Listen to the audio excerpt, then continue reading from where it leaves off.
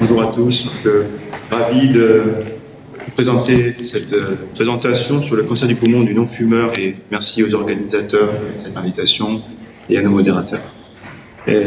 Donc voici les conflits d'intérêts avant cette présentation simplement. Merci. Un petit mot simplement sur l'épidémiologie du cancer du poumon en général, qui est une maladie, comme vous le savez, qui est fréquente, qui est particulièrement fréquente, qui est une maladie agressive et qui concerne, pour les chiffres français, plus de 45 000 nouveaux cas par an. C'est plus de 30 000 décès par an en France.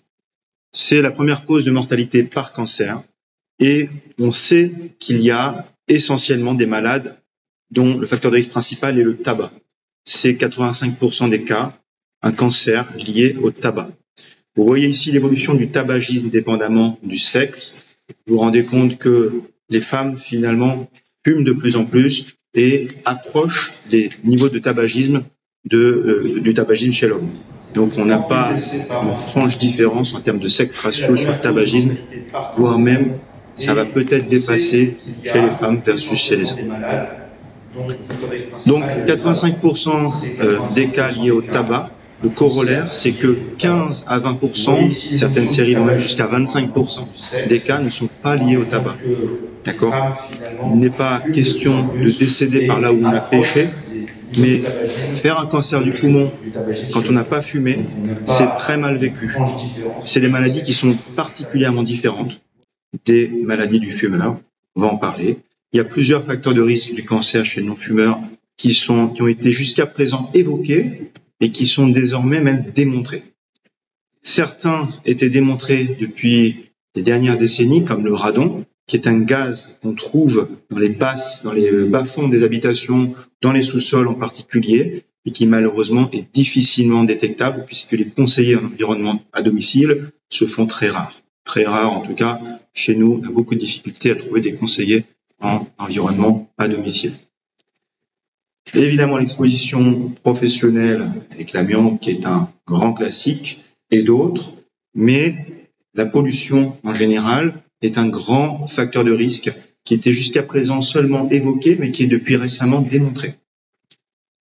Les pathologies respiratoires chroniques sont aussi une grande cause de cancer du poumon chez le non-fumeur. Et on sait qu'à tabagisme égal, chez le patient souffrant d'une bronchopneumopathie chronique obstructive, à tabagisme égal, le patient BPCO a 3 fois plus de risque de faire un cancer que le patient non BPCO. Ce sont des données qui ont été publiées dans l'étude R que nous avons menée au sein de l'équipe. Alors, qu'est-ce que le cancer du poumon du non-fumeur ? C'est, j'ai pas fumé, j'ai fumé moins de 100 cigarettes dans ma vie. C'est ça. Là, je suis non-fumeur.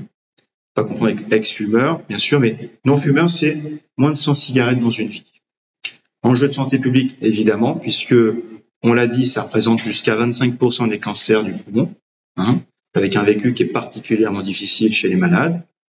Un sentiment d'injustice, d'accord, qu'il faut tout de suite aborder avec le patient pour essayer justement d'avoir un abord positif avec le malade et lui expliquer que la maladie est potentiellement très différente de la maladie du fumeur. Alors, quelles sont les particularités de ce cancer ? C'est un cancer qui se caractérise par des addictions oncogéniques, autrement dit, des mutations génétiques tumorales qui vont être particulières, qu'on peut trouver particulièrement chez ces patients. Ce n'est pas exclusif, mais c'est particulièrement retrouvé chez ces malades. Et des facteurs environnementaux qui vont potentiellement expliquer le développement de ce type de cancer. Alors, vous voyez sur ce graphique publié récemment, 2024, vous voyez que c'est quand même la 5e cause de décès par cancer, le cancer du poumon du non-fumeur. Avant le cancer du pancréas, dont on entend beaucoup parler, et pour lequel on aimerait bien mettre en place et discuter la mise en place de dépistage pour ce type de cancer très agressif comme le cancer du pancréas, et le cancer du poumon du non-fumeur est le 5e tueur. Répartition par sexe, évidemment, c'est un cancer qui concerne plus le sexe féminin que le sexe masculin. Il est évoqué des facteurs hormonologiques, d'accord, sur certaines publications, comme promoteur de la prolifération tumorale chez le sexe féminin. Des disparités ethniques, et on se rend compte finalement que les malades vivant en Asie ont plus de cancer du non-fumeur. Ce n'était qu'une corrélation jusqu'à présent. Depuis les travaux récents de Charles Swanton, dont on parlera tout à l'heure, on a des explications, en tout cas une grande partie d'explications à ce sujet. Même si le facteur ethnique est un facteur qu'il faut explorer, mais qui relève d'une grande complexité, non seulement sur le plan phylogénétique, mais sur le plan environnemental et des habitudes des populations. Vous voyez sur ce graphique publié en 2022, ici, dans Lung Cancer, qu'il y a effectivement un sex ratio, et ce qui est intéressant, c'est que ce sex ratio va également être dépendant de l'âge des malades. Et vous voyez que plus les malades sont autour d'un âge de 45-54 ans, plus on va trouver des cancers du non-fumeur chez les sexes féminins, patients de sexe féminin. Alors que chez le patient plus âgé non-fumeur, c'est plus le sexe masculin qui va être concerné par cette maladie. On ne l'explique pas. Peut-être que le facteur hormonal est là une partie d'explication. Si le facteur hormonal estrogénodépendant, dont on parlera juste après, est réellement impliqué. Alors, on sait que le cancer du poumon est en soi une entité protéiforme, une entité complexe, puisque sur la droite, vous voyez les différents profils moléculaires, et c'est restrictif, puisque chaque année, on a une tranche de camembert en plus, sur les différentes addictions oncogéniques, ciblables ou non ciblables, que ce soit en soins courants ou dans le cadre d'essais cliniques, chez les malades souffrant de cancer du poumon non à petites cellules. Vous voyez que dans cette sous-entité de cancer du poumon, on a déjà une richesse de profils moléculaires. Maintenant, si on s'intéresse au cancer du fumeur versus cancer du non-fumeur, il y a ce papier dont on a parlé, qui a été vraiment en profondeur, notamment sur des données de séquençage du génome entier et de l'exome, et corrélé à des données de séquençage de nouvelle génération large spectre, pour identifier les mutations génétiques tumorales que l'on retrouve chez le patient fumeur versus non-fumeur. Et on se rend compte qu'il y a certaines mutations ciblables en particulier qui vont être plus visibles chez le fumeur, comme le GFR, en tout cas pour les mutations classiques, les délétions 19 et exon 21, alors que le non-fumeur verra moins souvent cette mutation. C'est pas jamais, mais c'est moins souvent. Et on a le corollaire qui est la mutation KRAS, les mutations KRAS devrions-nous dire, puisqu'il y a plusieurs mutations KRAS, et ces mutations sont plus souvent visualisées chez le patient fumeur que chez le malade non-fumeur. On peut exporter cette observation à d'autres mutations, ou devrais-je dire fusions, comme les fusions de RET, ROS1, qui sont des fusions qui sont très ciblables, avec des médicaments extrêmement efficaces, comme le selpercatinib, qui permettent de traiter les malades avec des réponses extrêmement prolongées. On se rend compte qu'on ne voit pas ces fusions chez les non-fumeurs ou de façon absolument exceptionnelle. S'agissant déjà de maladies rares, quand on a un cancer du poumon avec fusion de RET, eh bien c'est anecdotique chez le fumeur.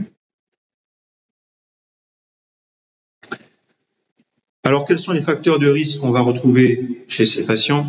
On peut évidemment retrouver le tabagisme passif, qui est un grand facteur de risque dont on a beaucoup entendu parler. On en entend parler, mais on n'arrive pas à l'identifier. On l'identifie à l'interrogatoire, en consultation. Souvent, il y a une part de culpabilité quand on voit un couple avec un patient ou une patiente non fumeuse qui arrive avec un cancer du poumon et que le conjoint dit « je me sens responsable ». Sûr, on essaie de détendre l'atmosphère et d'expliquer que ça peut être un des facteurs, mais qu'il peut y en avoir bien d'autres. Et on essaie de déculpabiliser les patients parce que de toute façon, on n'a pas la main là-dessus, sauf à leur proposer d'arrêter le tabac, puisque ça sera bon pour tout le monde. Mais les études ne peuvent pas montrer d'évidence formelle, puisqu'il est très compliqué sur un plan scientifique de quantifier précisément le tabagisme passif. Et que c'est une donnée qui dépend essentiellement de l'interrogatoire. Donc, il est quand même très compliqué de l'identifier avec certitude, mais c'est une très très forte suspicion et il est considéré comme un facteur de risque quand même s'il est difficilement quantifiable.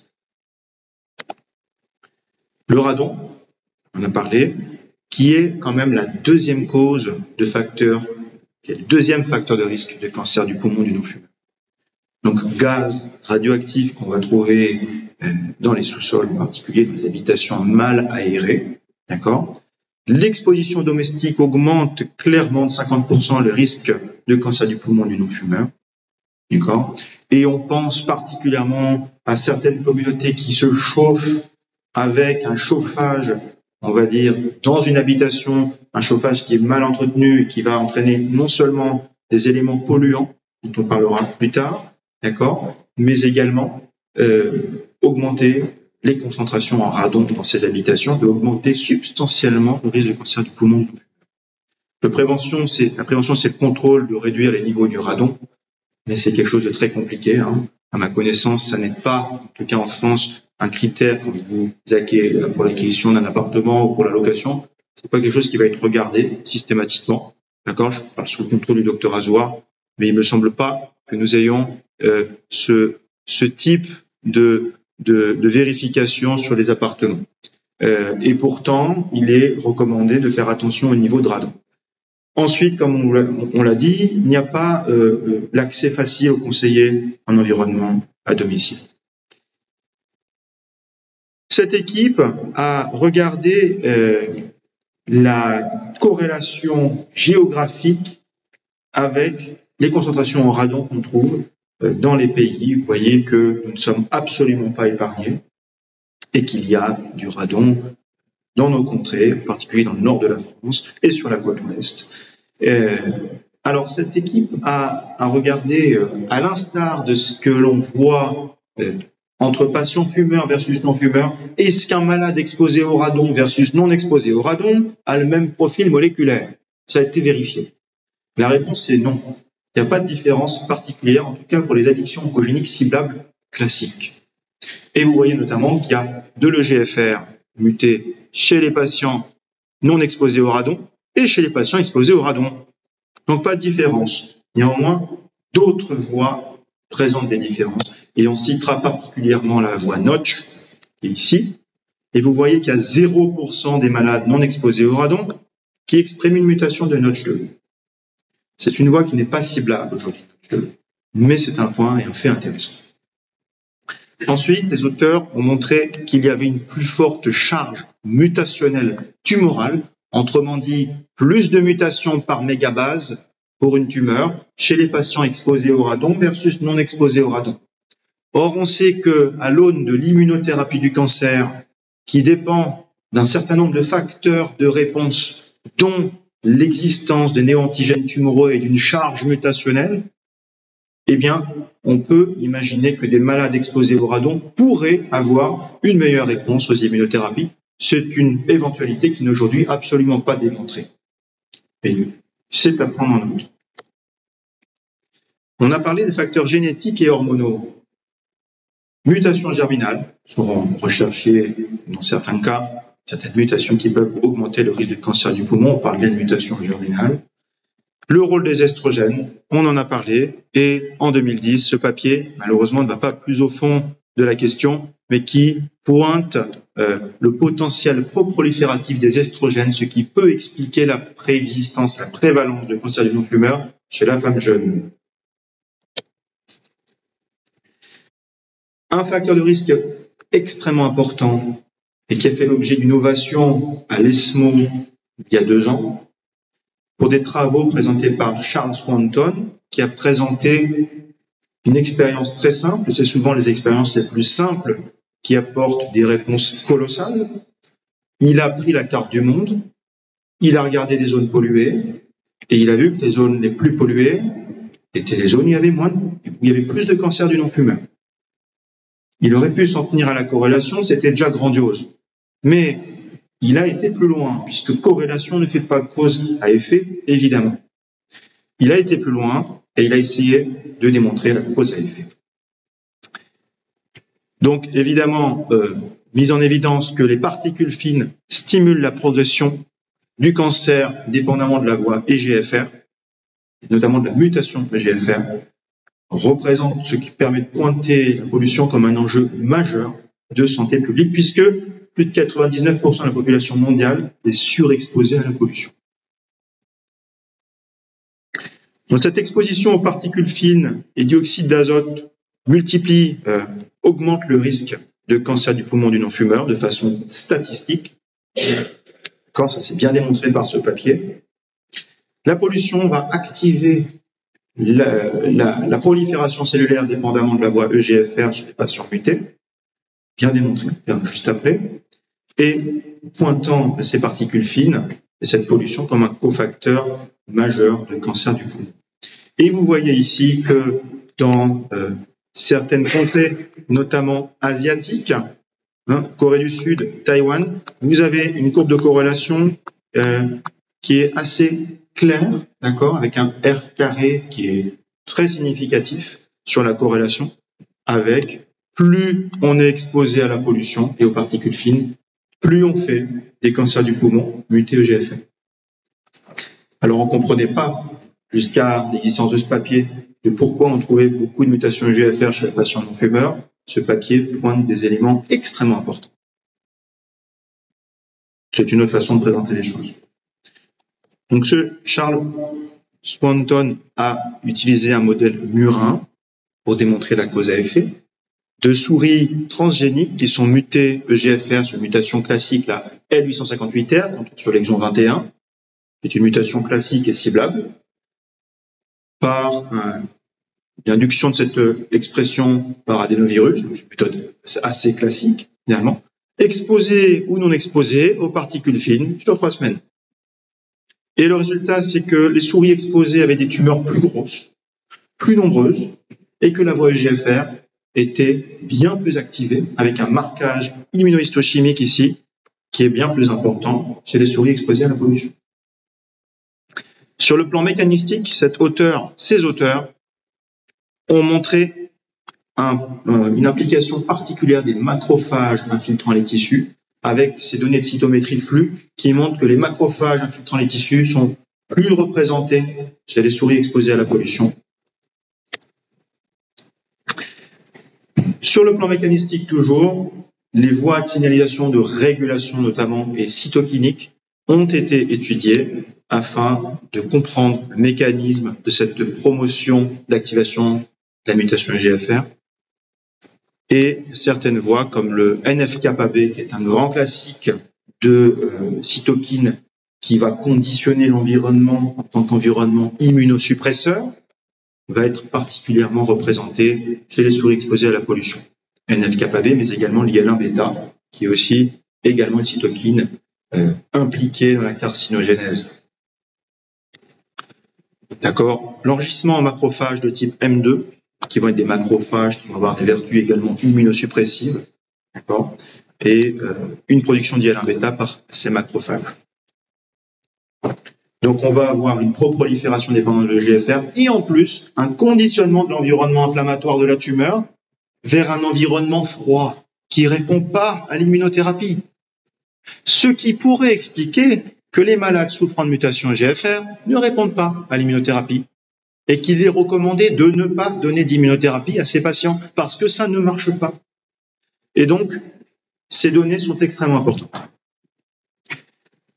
Des profils histologiques, bien sûr, différents chez les patients fumeurs versus non-fumeurs, puisque nous sommes tous au clair avec la démonstration qu'il y a beaucoup plus d'adénocarcinome chez le patient non-fumeur que chez le patient fumeur et qu'il y aura plus d'épidermoïdes à l'inverse. Bien qu'on trouve les deux entités chez le non-fumeur et fumeur. L'épidermoïde est exceptionnel chez le non-fumeur. On a parlé du micro-environnement inflammatoire des tumeurs. Avec donc cette moindre efficacité des immunothérapies qu'on voit chez le patient muté EGFR, si on sort maintenant de cette question de l'EGFR, et si on s'intéresse aux patients non-fumeurs en général, l'immunothérapie est en général moins efficace chez ces malades. Et ça, c'est bien démontré sur ce forest plot. Vous voyez finalement que les patients qui présentent un tabagisme ont de meilleures réponses avec les études. Ces ensembles des études montrent une meilleure réponse chez les patients fumeurs, alors qu'ici, chez les patients non-fumeurs, on se rend compte que les réponses aux immunothérapies sont un petit peu plus disparates. Ça ne veut pas dire qu'on ne doit pas faire d'immunothérapie aux patients non-fumeurs, mais ça veut dire que c'est un élément à prendre en compte. Et on cherche toujours des biomarqueurs pour l'immunothérapie. On entend tous parler du PDL1, qui est un marqueur important, puisque pour développer un médicament, on a besoin de biomarqueurs compagnons. Mais on sait à quel point aussi ce biomarqueur est insuffisant et limité. Et on sait aussi que de plus en plus, on s'affranchit de ce biomarqueur pour proposer des immunothérapies. Et peut-être qu'il suffit de regarder notre malade et savoir combien il a fumé pour déjà avoir de bonnes indications quant à la début d'immunothérapie ou pas. En réalité, c'est bien plus complexe puisque les biomarqueurs de réponse aux immunothérapies sont très certainement multimodaux et multi-omiques et sont à l'étude. Alors, évidemment, immunothérapie ou pas, thérapie ou ciblée ou pas, la meilleure façon de traiter les malades, c'est de les prendre en charge le plus tôt possible. Puisque quand un malade est pris en charge tôt, un malade peut potentiellement être traité localement, soit par un geste de résection chirurgicale, soit s'il n'est pas opérable, par une stérotaxie.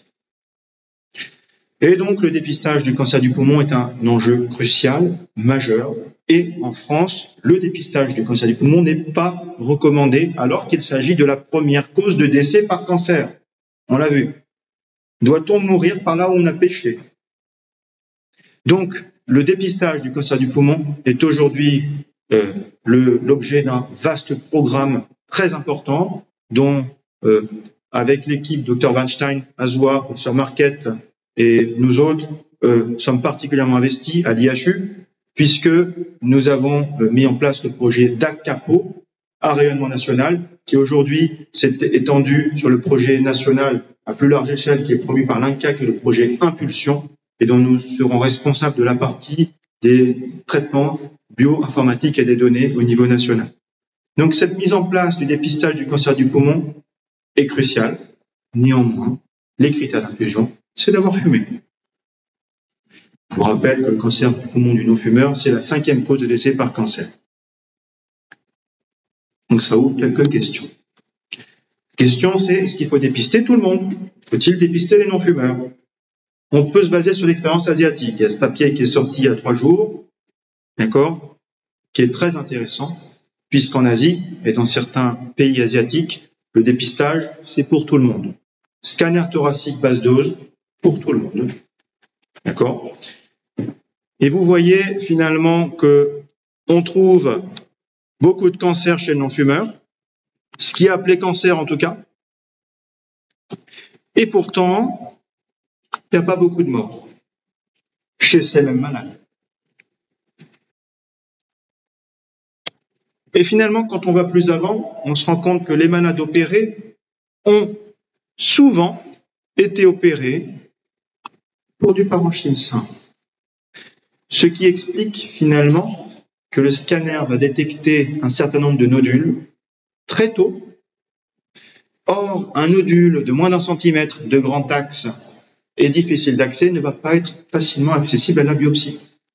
Et donc, en tout cas, dans cette étude asiatique, les malades subissent souvent des gestes chirurgicaux et un certain nombre de patients sont opérés pour autre chose qu'un cancer, un nodule cicatriciel, que vous voudrez. Ça pointe les limites et les difficultés liées au dépistage large spectre et pose l'importance d'utiliser des algorithmes complexes et des algorithmes, on va dire, enrichis qui permettront de mieux raffiner la population à dépister, y compris chez le non-fumeur. Et là, alors, la place de certains biomarqueurs tissulaires ou liquides auront leur place. Liquide pour le dépistage.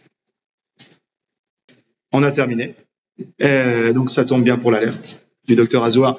Donc, pour terminer, spécificité du cancer, donc c'est des profils mutationnels particuliers, une approche diagnostique spécifique, d'accord? Et je m'arrêterai là pour laisser la place au suivant.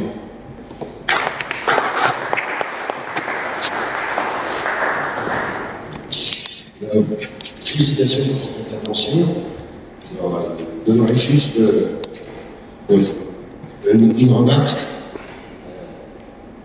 J'ai bien apprécié le fait qu'il y a la totalité conjoint non atteint fumeur en consultation. Et c'est vrai qu'on a attention à la prise en charge globale de la qui atteint le maladie. Je te remercie de la difficulté. C'est une des questions. C'est peut-être pas savoir que l'éthique française que vous avez initiée va être utile pour tout le monde. Effectivement, on se pose la question si elle possède que des figures, cette fameuse cinquième code de mortalité ne va pas être touchée. Problème. Sur la carte de la population mondiale que vous avez montrée, c'est indiqué pour l'Afrique, puisque nous, il y a ces proportions de la même taille. Est-ce que c'est mis par pays qui sont colorés de tout pays, ou bien c'est vraiment ça les autres? On a des difficultés, c'est une très bonne remarque. En fait, merci. Le problème, c'est qu'on a des difficultés de recueil de données dans ces pays, et donc on a peu de recueil malheureusement. Donc, ces pays où il y a zéro, où la carte est blanche, justement des pays où on a peu de données aussi. C'est bien mis dans les papiers.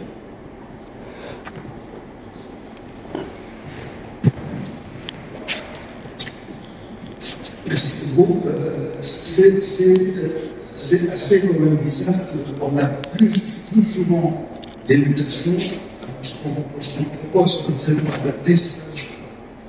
En fin de compte, comment on peut expliquer ce plan physiologique? La donnée est très compliquée. Alors, on avait parlé de l'immunothérapie ou des thérapies ciblées chez ces patients-là, oubliez de dire, ne marche pas. Les thérapies ciblées, finalement, quand on va cibler une addiction oncogénique chez ces patients-là, on va avoir une efficacité, clairement. Hein.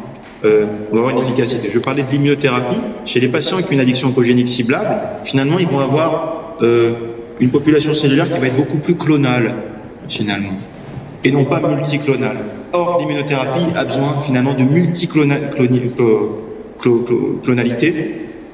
Ça fait partie d'un des éléments de réponse. Pour fonctionner, c'est une des hypothèses qui explique finalement la non-réponse des patients à l'immunothérapie, et d'autres, comme on l'a vu, avec le conditionnement d'un environnement inflammatoire froid, on va dire en tout cas non-réponse aux immunothérapies, mais ne serait-ce que la clonalité, est un élément qui fait que le patient ne répond pas aux immunos. En revanche, pour les thérapies ciblées, effectivement, quand on trouve une addiction oncogénique ciblable, souvent chez les non-fumeurs, hein, on aura des efficacités particulièrement majeures chez ces patients, et c'est partie donc des traitements de première ligne, de frontline, tout à fait.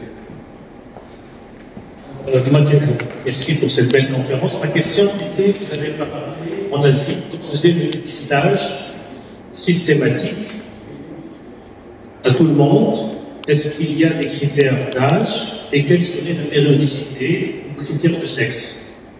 C'est une étude de volontariat en réalité, large spectre, et donc les patients en fait avaient accès au scanner. L'accès au scanner était particulièrement simple et cette étude a été menée sur la base du volontariat, et donc et donc on a des patients finalement, c'est plus de 50 ans par contre, strictement, c'est plus de 50 ans, mais globalement c'est des patients voilà, il y avait des fumeurs et des non-fumeurs, et le papier se concentre sur les non-fumeurs. Excellente présentation. J'ai deux questions. La chirurgie, les lésions sont de petite taille dans les statistiques, c'est des segmentectomies, des lobectomies. Et deuxième question, est-ce que pour le patient que vous découvrez, qui a une mutation, vous essayez l'immunothérapie et voir si c'est un échec, ou bien vous passez à travers et vous faites la chirurgie d'organe? Merci. Alors, en pratique, segmentectomie versus lobectomie, c'est une étude japonaise qui a vraiment montré l'intérêt de la segmentectomie versus lobectomie, mais à condition que la tumeur fasse moins de 2 cm et qu'il n'y ait pas d'envahissement du N.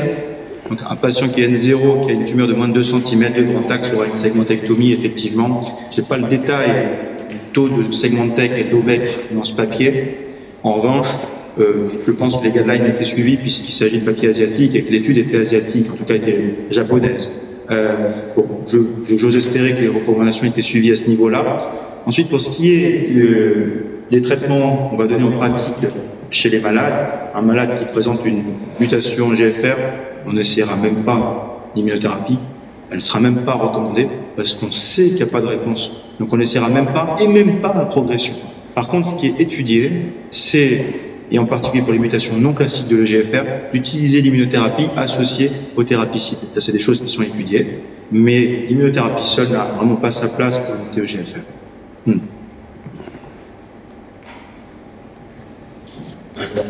Merci. Il y a... Il y a une question. Petite dernière. Veille.